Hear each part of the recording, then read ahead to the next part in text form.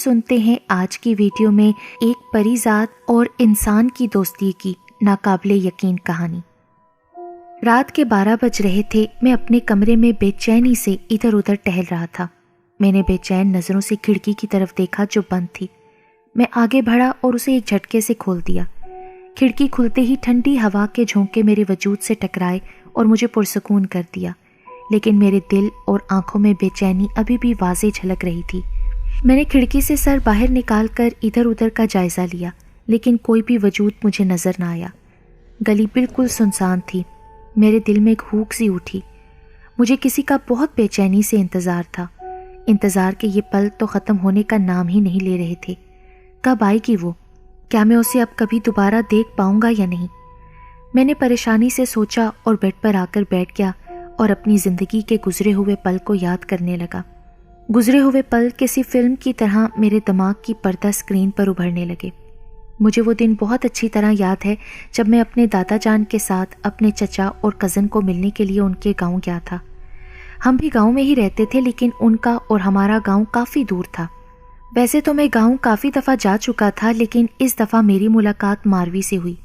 مجھے حویلی میں جو کمرہ دیا گیا تھا اس کی کھڑکی صحن کی طرف کھلتی تھی۔ اپنے تمام کزنز کے ساتھ باتیں کرتے کرتے ٹائم کا پتہ ہی نہیں چلا اور رات کا 1 بج گیا۔ پھر ہم آرام کی غرض سے اپنے اپنے کمرے میں آ گئے۔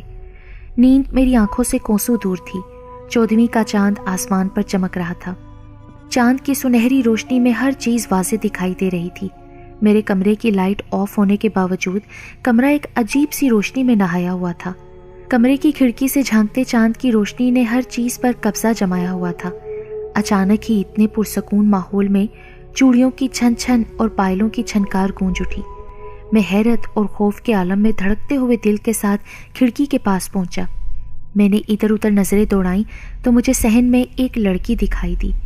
اس نے سفید لباس پہن رکھا تھا۔ اس کے سیاہ بال ہوا کے سنگ لہرا رہے تھے۔ کلائی چوڑیوں سے بھری ہوئی تھی۔ وہ دھیرے دھیرے چلتی ہوئی رات کی رانی کے پودے کے پاس پہنچی۔ کافی دیر ان پودوں کے پاس بیٹھی رہی۔ میں یہ سارا منظر کھڑکی سے جھانک کر دیکھ رہا تھا۔ میرے دل میں اب ڈر اور خوف کی جگہ حیرت نے لے لی۔ میں حیرت اور تجسس سے اس عجیب منظر کو دیکھ رہا تھا۔ اچانک ہی وہ لڑکی اٹھی اور لہرانے لگی۔ اس کی پائلوں اور چوڑیوں کا شور ہر طرف گونج اٹھا۔ میں آنکھیں پھاڑے اس کے رقص کو دیکھ رہا تھا۔